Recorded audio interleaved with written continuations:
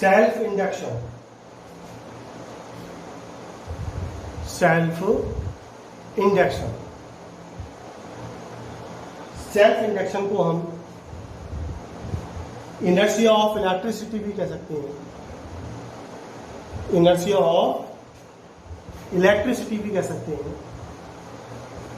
क्योंकि ये इनर्शिया की तरह, ये इनर्शिया की तरह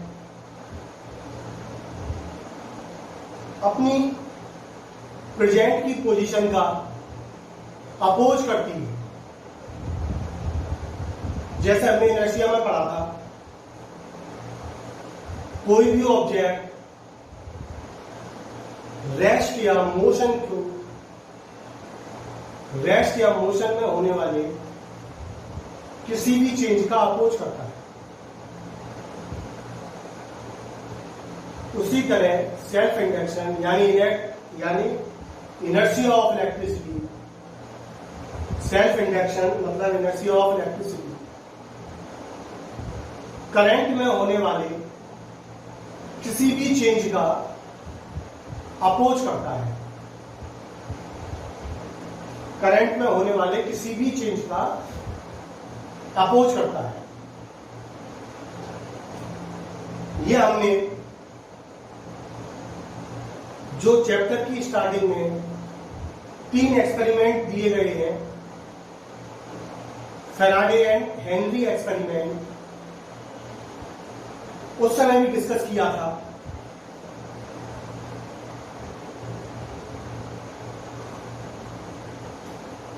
यदि किसी सर्किट में स्टेडी करंट फ्लो कर रहा है, सपोज फॉर एन एग्जाम्पल, यदि किसी सर्किट में 5 एम्पियर का स्टेडी करंट है, तो उसमें कोई भी सेल्फ इंडक्शन यानी इनर्शिया प्रोड्यूस नहीं होगा, क्योंकि सेल्फ इंडक्शन मतलब इनर्शिया करंट का अपोज नहीं करता, बल्कि करंट के इंक्रीजिंग या डिक्रीजिंग, करंट के इंक्रीज होने का या करंट के डिक्रीज होने का अपोज करता है। अगर किसी सर्किट में करंट फ्लो कर रही है, किसी भी कॉइल में करंट फ्लो कर रही है, तो वहां कोई भी इंडक्शन नहीं होगा, इनर्शिया प्रोड्यूस नहीं होगा। अगर सर्किट में करंट इंक्रीज हो रही है और डिक्रीज हो रही है, तो सर्किट के अंदर एक ईएमएफ इंड्यूस्ड होगा, जो करंट के इंक्रीज होने का या डिक्रीज होने का अपोज करेगा। करंट इंक्रीज हो रही है तो उसके इंक्रीज होने का अपोज करेगा, और करंट डिक्रीज हो रही है तो करंट के डिक्रीज होने का भी अपोज करेगा। इस ईएमएफ को हम बैक ईएमएफ भी कह सकते हैं। बैक ईएमएफ का भी यही प्रिंसिपल है। Self induction is a property of a coil by virtue of it coil oppose any change in increasing or decreasing current। Current का अपोज नहीं करता, बल्कि करंट के बढ़ने का या करंट के घटने का अपोज करता है।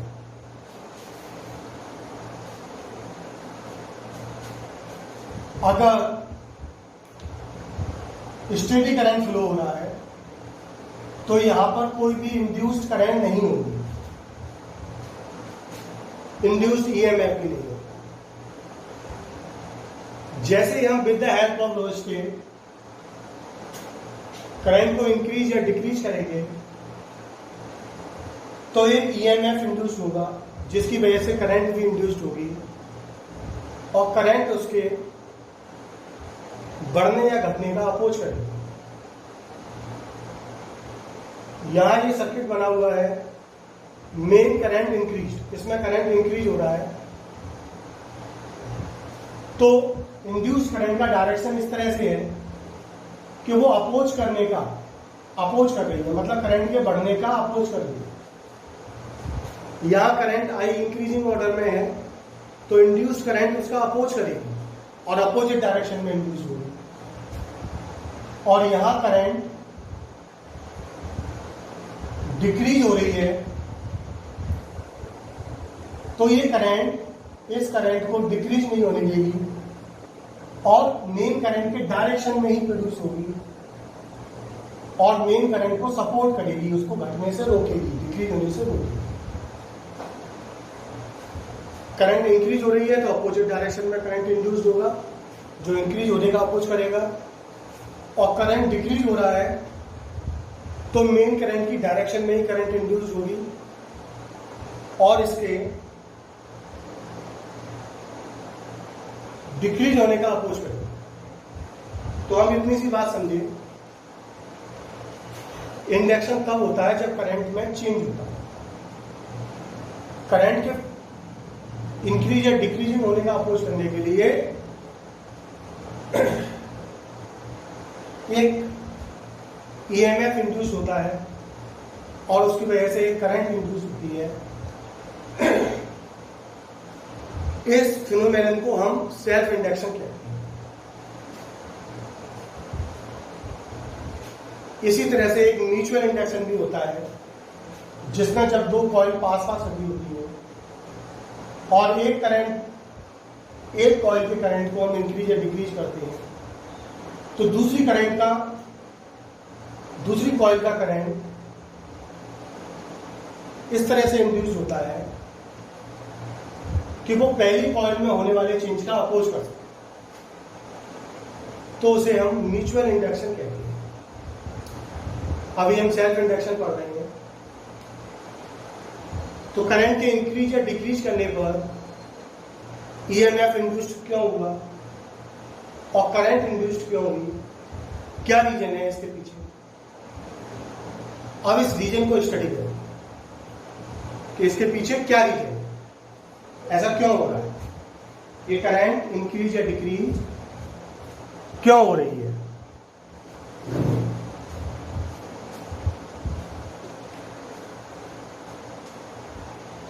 जब हम किसी कॉइल से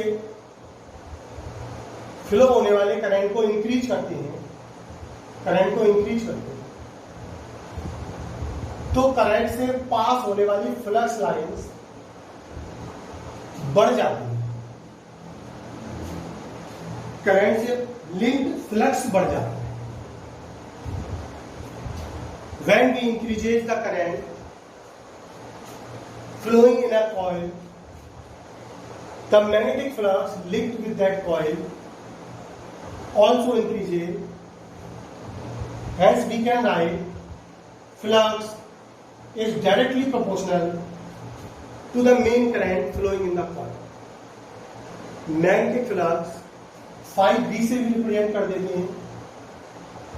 Magnetic flux linked with that coil is directly proportional to the main current. When we remove that proportional sign, we have to introduce a constant capital N, and that N is known as coefficient of self-induction. Coefficient of self induction, इस L को बोला जाता है coefficient of self induction. इस equation को differentiate कर देते हैं तो ये हो जाएगा d phi equal L d L. जैसा आप जानते हो कि ये फ्लक्स होता है एक कॉइल से भी। ये जो एक कॉइल बनाई है मैंने ऐसे, इससे लिंक्ड फ्लक्स फाई है। अगर मैं दो कॉइल बना लेता हूं 2 5 3 5 4 5 और n 5, For n coils, flux will be n phi. अगर हमारी कॉइल के अंदर n टर्न्स हैं तो जो फ्लक्स होगा वो हो जाएगा n phi.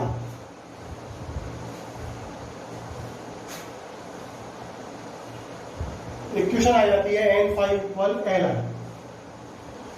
n phi equal L I. अब अगर आप इसे डिफरेंशिएट कर देते हैं तो ये हो जाएगा n d phi equal L d I. Small change in current brings a large change in magnetic flux, क्योंकि यहां n से मल्टीप्लाई हो रहा है. करंट में अगर स्मॉल चेंज भी करेंगे तो उसकी वजह से फ्लक्स चेंज होगा, और flux is multiplied with n. n हम जनरली बहुत लार्ज नंबर रखते हैं, 200, 400. तो करंट में स्मॉल चेंज करने से भी फ्लक्स में बहुत ज्यादा चेंज मिलता है. As we discussed earlier, according to Faraday's law, E is directly proportional to minus d phi over dt. अगर फ्लक्स में चेंज होगा तो उसके करस्पॉन्ड EMF इंड्यूस हो जाता है, and that EMF is called induced EMF, and negative sign indicate that it oppose the cause while which it is produced. Negative sign आपको बता रहा है कि ये उसी कॉज का अपोज करेगा जिसकी वजह से प्रोड्यूस हो रहा है. जैसे इस केस में करंट इंक्रीज हो रही है तो करंट के इंक्रीज होने का अपोज करेगा, और अपोजिट डायरेक्शन में करंट फ्लो होगी. ईएमएफ की पोलैरिटी इस तरह होगी कि सर्किट क्लोज होने पर जो करंट फ्लो करेगी वो मेन इंक्रीजिंग करंट का अपोज करेगी.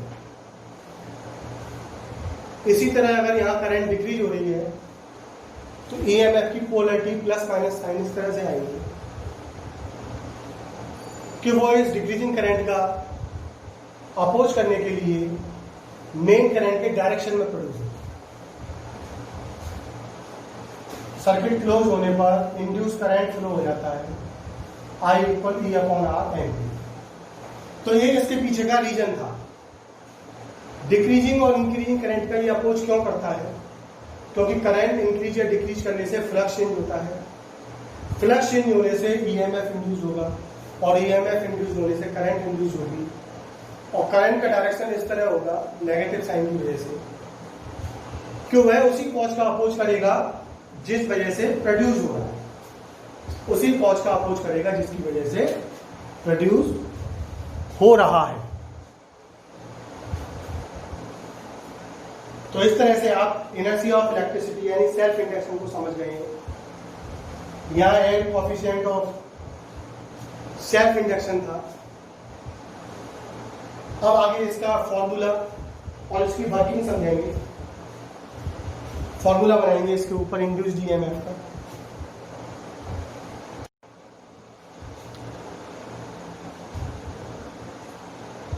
Coefficient of self induction. Coefficient of self induction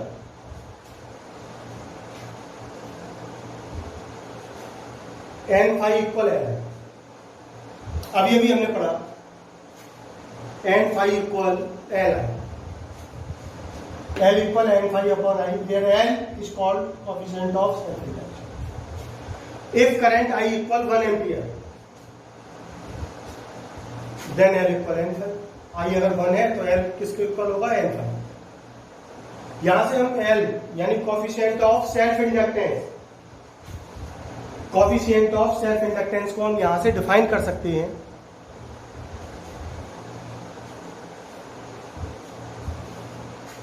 Hence, coefficient of self-inductance or coefficient of self-induction is numerically equal to the magnetic flux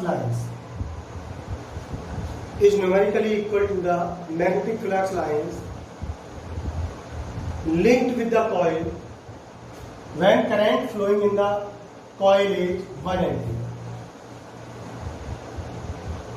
Hence, coefficient of self-induction or self-inductance is numerically equal to the number of flux lines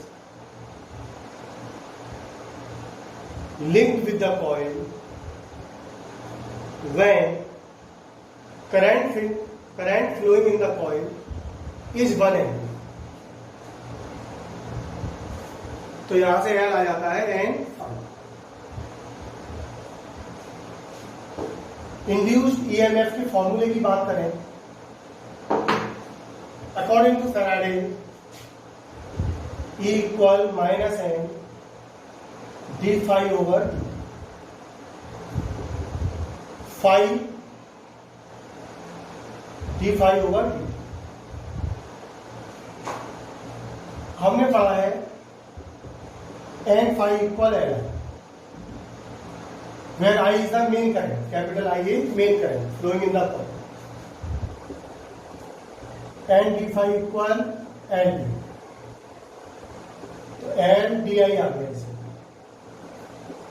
ये induced EMF का formula हो जाता है, volt unit. Induced EMF का यहां से formula मिल गया, E equal minus L D I upon D t, d I over D T.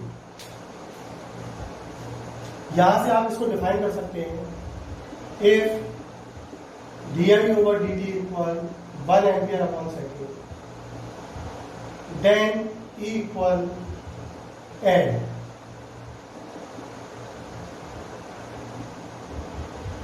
Numerical यहां से हम माइनस साइन को छोड़ रहे हैं, इसलिए मैंने लिखा है numerical. E equal L numerical.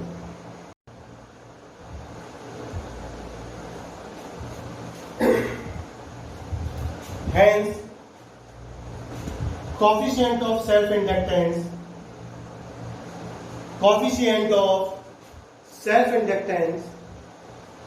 is numerically equal to induced EMF if the rate of current flowing in the coil is 1 ampere per second. Self-inductance is numerically equal to the induced EMF if the rate of change in current in coil is 1 ampere per second. तो हम self inductance को ऐसे भी define कर सकते हैं,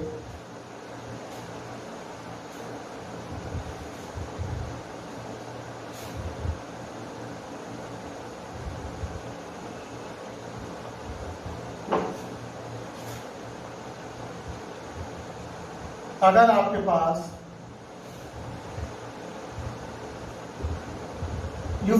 if you have two coils of self-inductance L1 and L2 connected in series, then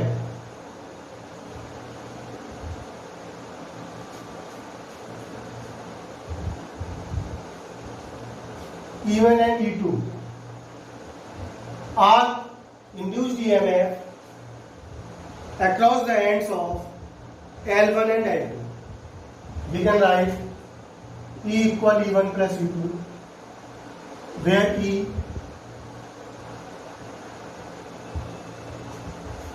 is the equivalent EMF of two coils. E equal minus Li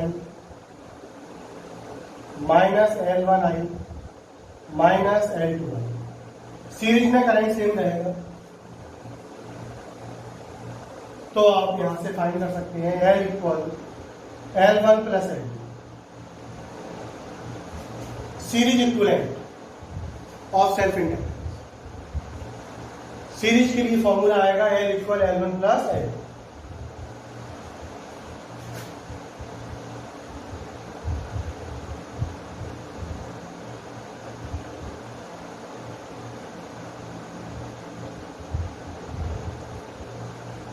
I current distribute हो गया I1 and I2, parallel में E same रहेगा, ये parallel combination बन जाएगा self inductance का, series combination and parallel combination. Parallel combination के लिए आप लिख सकते हैं I equal I1 plus I2, differentiate it with respect to t, t के रेस्पेक्ट में इसको डिफरेंशिएट कर देंगे, di over dt equal di1 over dt plus di2 over dt, as we know E equal minus L di over dt, E equal आप लोगों ने पढ़ रखा है minus L di over dt, then we can write minus E upon L equal di over dt। यहां से आप di over dt को माइनस E अपॉन L लिख सकते हैं, तो यहां इसकी जगह लिख देंगे minus E upon L, minus E upon L1, I1 के लिए L1, minus E upon L2 for I2, L2 use करेंगे, E कॉमन लेकर कैंसिल हो जाएगा, 1 upon L equal 1 upon L1 plus 1 upon L, parallel combination of inductance. यह L का parallel combination हो गया,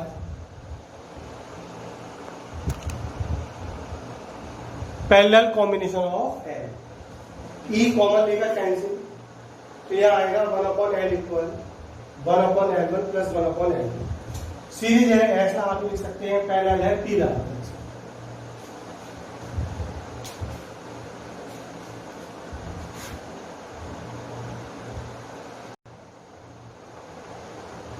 self inductance of a plane coil, self inductance of a plane coil, let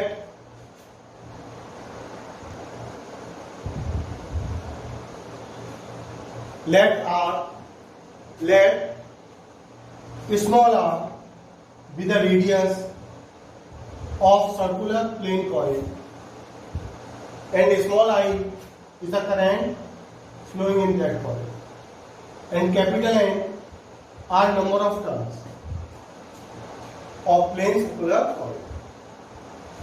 हमारे पास ये circular coil है, इसकी radius small R, current small I और number of turns capital N है।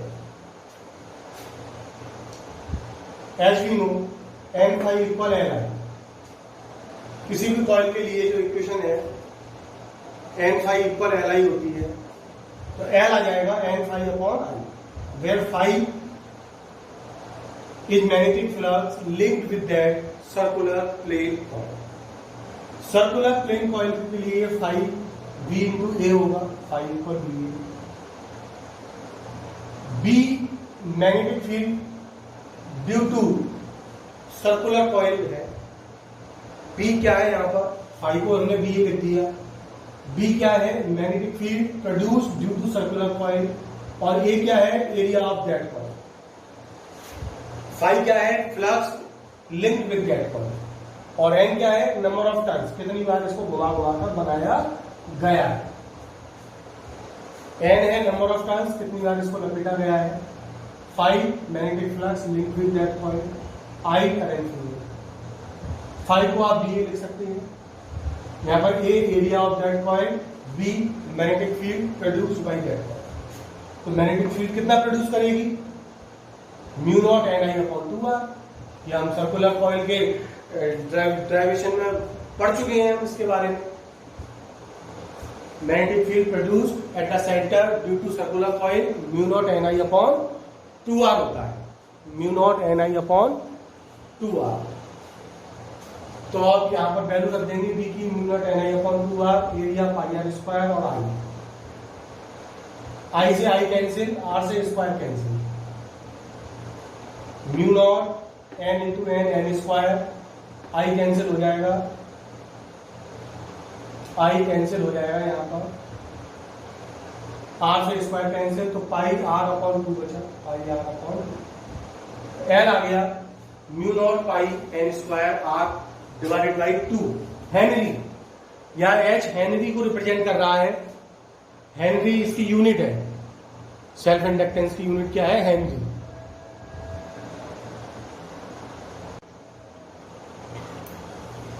Self inductance of a long solenoid, self inductance of a long solenoid, long solenoid means L is much greater than R। Solenoid की length उसकी radius के comparatively बहुत ज्यादा होनी चाहिए। Solenoid की length उसकी रेडियस के कंपैरेटिवली बहुत ज्यादा होनी चाहिए। L is much greater than R। Formula वही रहेगा n phi equal L I, L equal n phi upon I, जब capital N are total number of turns, total number of turns of solid. आप जानते हैं number of turns per unit length होता है small N, capital N total number of turns, तो L आ जाएगा N five upon I, N upon I अलग कर दिया, five B A, B magnetic field produce due to solenoid, तो mu naught N I होता है, magnetic field produce due to solenoid mu naught N I. We can replace n with n upon n. I से I cancel, mu naught n और small n को लिख दिया n upon n, small n को लिख दिया n upon n, तो ये सॉल्व होकर आ गया mu naught n square a upon n। Henry unit है इसकी, हेनरी यूनिट हो जाएगी।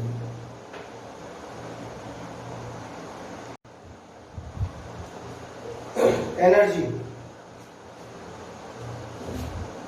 Energy store in a solenoid, energy stored in a solenoid और in a coil.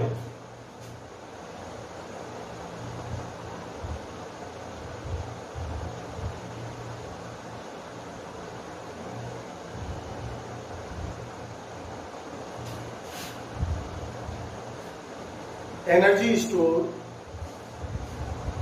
is always equal to work done.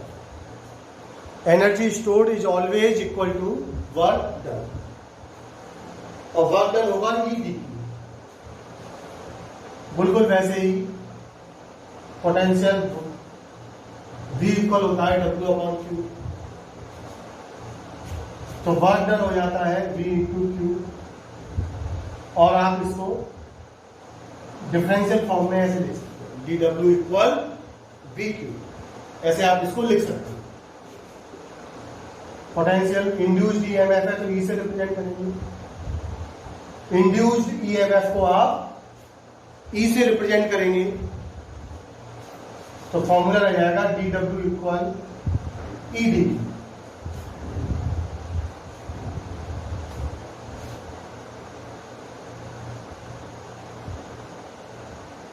E L D I over D T होता है। आपने E का formula पढ़ा था, minus L D I upon D T. E पर आपने पढ़ा है minus L D I upon D T. Magnitude, जब आप इसका मैग्नीट्यूड यूज करेंगे तो नेगेटिव साइन इसमें से हट जाए, मैग्नीट्यूड यूज करने पर नेगेटिव साइन रिमूव हो जाए।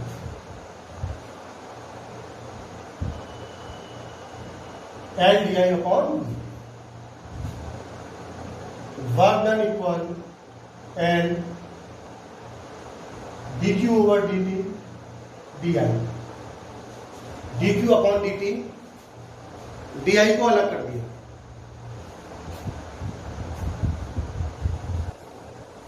तो work done and dq over dt आई की वैल्यू है, वर्क डन आ जाएगा एंड वर्क डन आ जाएगा एंड आई डी आई और limit 0 to I naught, where I naught is the maximum current, maximum steady current I naught. तो limit ले लेंगे 0 to I naught, maximum steady current,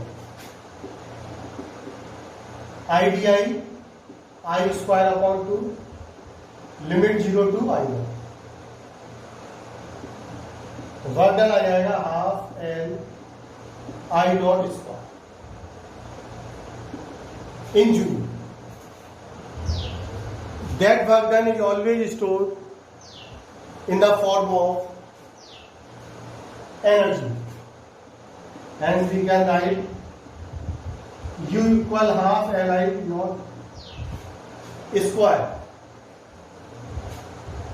half Li naught square joule में।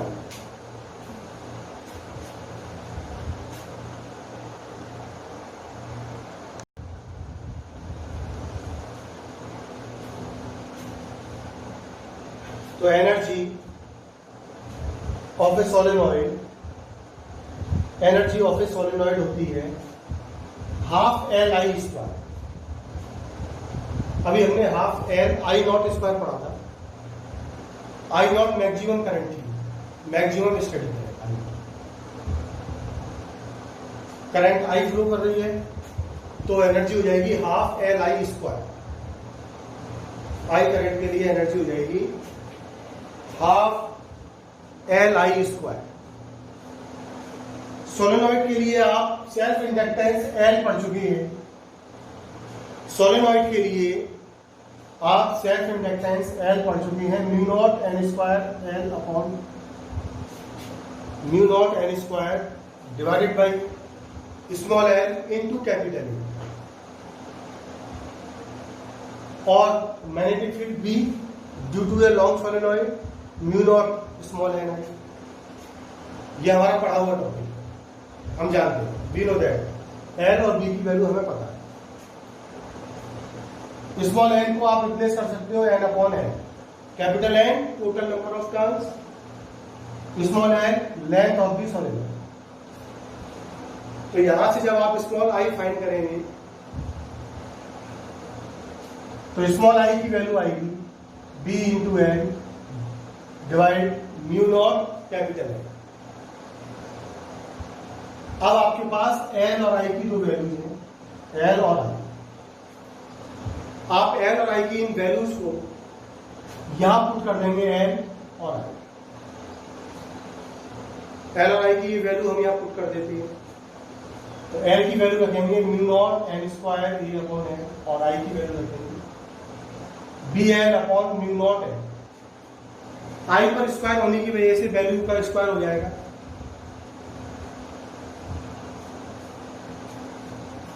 Mu naught से ये square cancel, N square से N square cancel, half बचा, ए बचा, B square, L से स्क्वायर कैंसिल तो सिर्फ एक एल बचा, और म्यू नॉट बचा क्योंकि एक म्यू नॉट से स्क्वायर कैंसिल हो गया, एक म्यू नॉट से स्क्वायर कैंसिल हो गया था तो एक म्यू नॉट बचा। B square upon 2 mu naught को हमने अलग कर दिया, B square upon 2 mu naught. यहां बचता है ए एल बचता है, area into height, area into height volume होता है तो इसको वॉल्यूम लिख दिया गया,